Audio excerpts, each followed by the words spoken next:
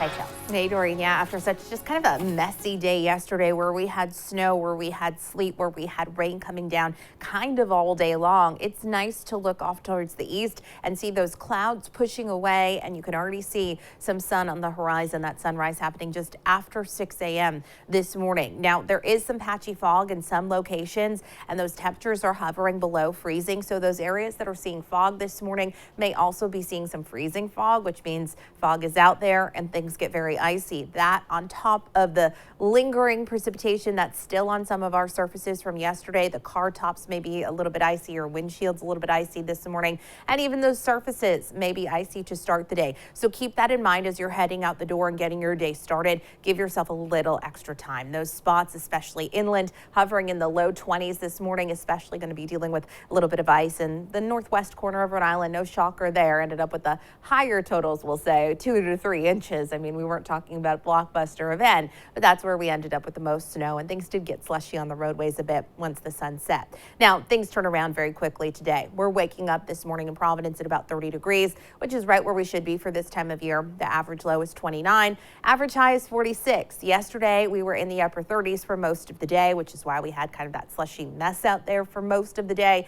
And then today, we're going to warm into the low 50s in many spots. Winds are relatively light this morning. We don't have to deal with a wind chill factor. Eventually, we get a very light breeze coming in from the south, and that's going to get our temperatures to about 50 degrees. Same thing for tomorrow. So anything that's out there is going to melt away. Now, on Saturday, it's going to be an interesting day. I do think we hit the 50s, but it's likely going to happen in the morning hours. There's a rather large storm system that's going to be impacting us on Saturday with heavy rain, thunderstorms possible, gusty winds, and that may end as a little bit of snow overnight. And you can see that big drop in temperatures for Sunday, highs only in the 30s. But the overall trend in your 7-day forecast shows those temperatures hovering in that low 50s range. So we are on the up when we look at our temperature trend, except for Sunday. What you're seeing outside this morning is dry conditions, clear conditions. We end up with a partly to mostly sunny day ahead of us. You can see a lot of clouds down to our south. Coastal locations may get locked under a few more clouds as the day goes on, but overall, most of us